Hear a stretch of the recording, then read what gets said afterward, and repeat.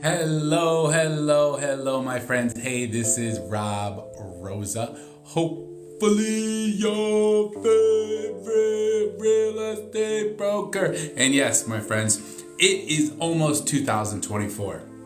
And what I want to know is this the year that you begin to start downsizing a little bit? You know, one of the things that I learned quite a few years ago from my uncle is that I need to keep my monthly expenses low. That's right. He taught me that. He taught me, listen, Rob, first of all, you're in a sales position. And when you are in a sales position, you have to be careful because your income goes up and down, up and down. And even when I was working in the corporate world, hey, Rhonda, Rowdy, William, thank you so much for joining us. Even when I was working in that corporate world and had a regular paycheck coming in, I had to make sure that in case of emergencies, in case of problems that come up, that I keep my monthly expenses low. So let's talk a little bit about you and what it is that you can maybe do in order for you to save money. So we're going to talk about what is downsizing, how do you do it, and let's talk about some of the ways in which we can help you. So first of all, we know that in many cases there are some huge life transitions that you have to be concerned about. Maybe it is, and of course you can see here I'm having I really want to show you this screen. I'm having a little bit of issue here. There are some huge transitions that in many cases you, like many of us, might be going through. Hey Don, hey Fran, thank you so much for joining us. Like maybe kids heading off to college. Now I know that probably happened in September, but who knows? Maybe they're starting off on the spring. And maybe you realize, hey, listen, you know what? These kids are only coming around during the holidays. And maybe they didn't even spend a whole lot of time with you during the holidays. And you're like, why am I going to keep this big house? Right? Why am I going to keep paying these taxes and all the things that go along with this house when I can save some money? So I think that might be something that you want to look into. Hey, Mark, thank you so much for joining us. Randall, Charles, we appreciate it. So often we start considering, especially with the new year, what is going to make us happy? What do we truly need? And where do we see ourselves in the future? So where do you see yourself in the future? Do you feel like you need all that house? Does it make sense right now? Now, if you might be in the future, you look at yourself in the future and say, I need a bigger home, Rob. So that might be upsizing, and we're going to do, of course, a video on that. I can't let that one go. But if you find yourself in a situation like what we're talking about, where downsizing might be the answer for you, well, let's talk about some of this stuff. You or someone like you might have many different reasons, and we're going to talk about this. We're going to talk about the benefits of it. We're going to talk how and when and if you should downsize, and really what's the best thing that might be able to help you. We're going to talk about the downsizing tips, right? And so, of course, if you reach out to me, I have this report for you that you're going to be able to get, but we're going to go over it. So what does downsizing really mean? And I think you probably got the gist of it, but just in case you don't, needs change as people change, different phases of your life. Remember, that college kid, he might be or she might be moving on. Maybe it was a great time, but that's not your forever home. You might feel like you could use something that's going to be better for your needs. Okay? So if you're questioning whether you still need that big yard that you used to love when your children were small, or whether your 4-bedroom home is necessary for you and for your spouse as empty nesters, that might be something for you to seriously consider, because downsizing involves selling your current home, right, in exchange for the purchase of a smaller one. And that's not hard to do. There are many reasons why people choose to do this. Changing the need for square footage, right? Budget changes. Maybe you want to save some money like we talked about. Maybe you want a location preference change. Maybe it's time that you feel, hey, listen, my daughter, my son, they moved to Georgia. They bought a house down there. They're starting a family down there. Why don't I go move close by? Now, you probably don't want to move like right across the street from them because they might want a little bit of privacy still.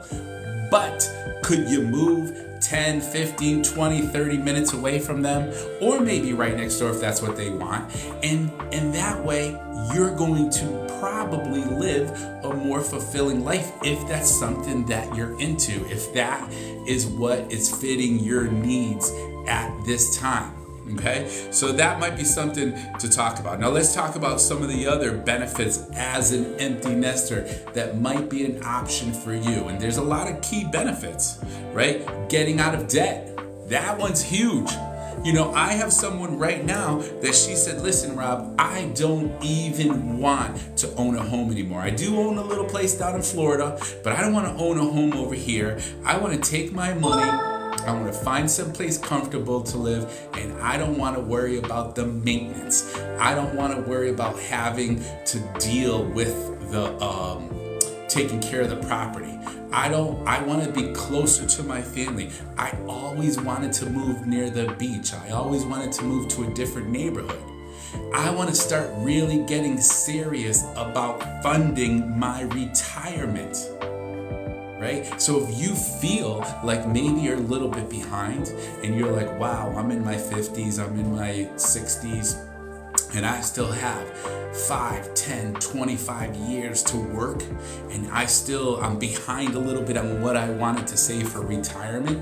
Well, this might be that option for you. This might be that opportunity for you to start thinking seriously about your future. Take the new year in stride, my friends. Go with it and start making some things happen for you that you are going to be happier about in the long run. All right?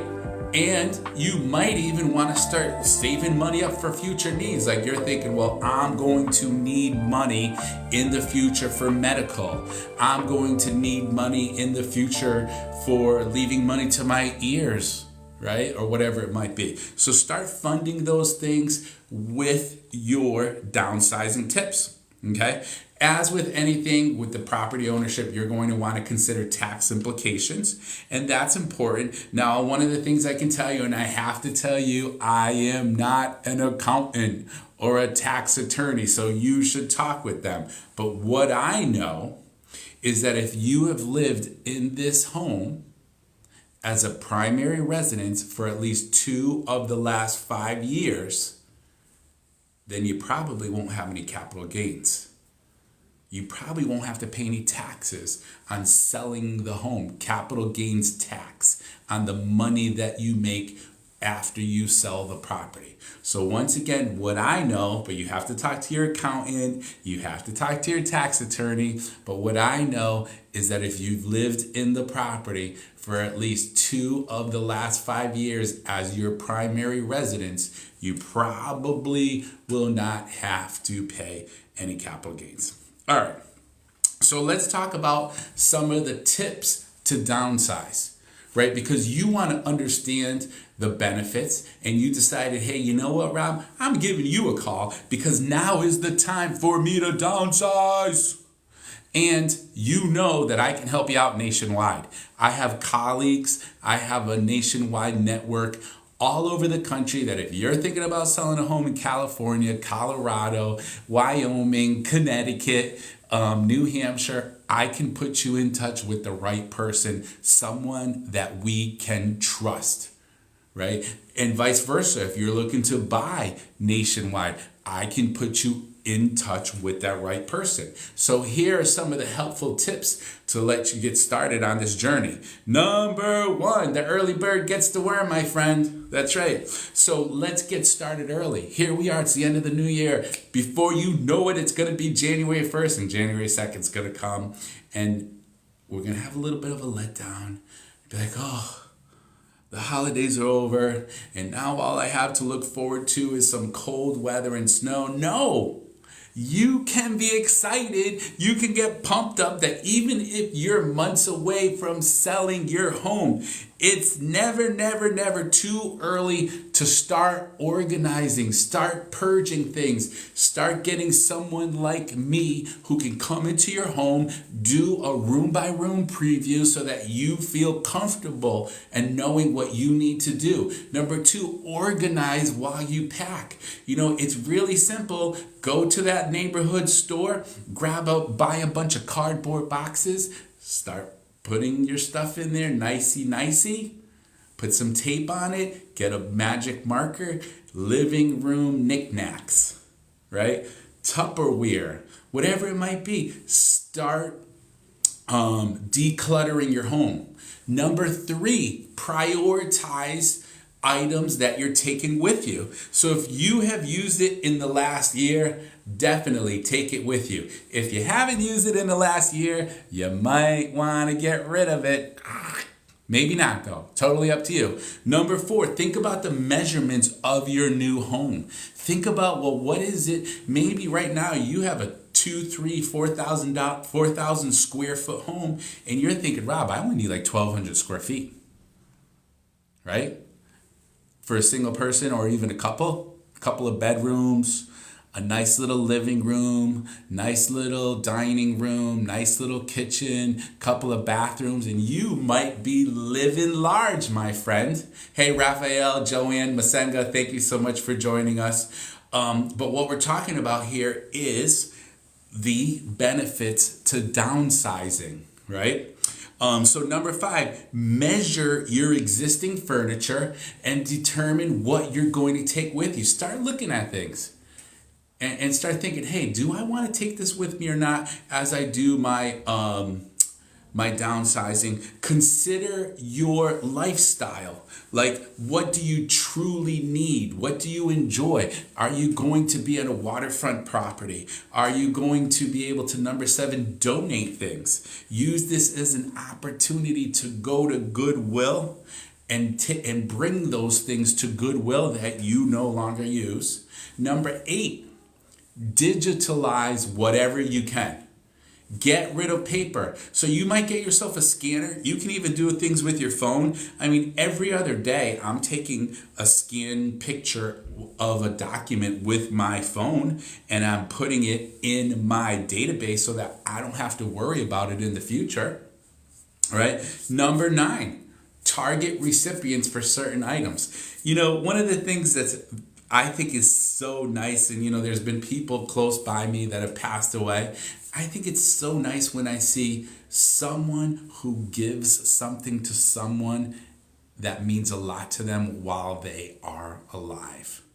Why wait until you pass away for something to go to someone? So if you have that piece of jewelry that your daughter, your granddaughter, your niece, your nephew, whatever it is going to enjoy and it's ultimately going to go to them, maybe you give it to them. Maybe that loved one, that friend, that family member always loved your hutch. And even right now, today, it would look beautiful in their home. And you're thinking about downsizing. Well, why not offer them the hutch now? Show them now how much you love them. Show them now how much you care about them.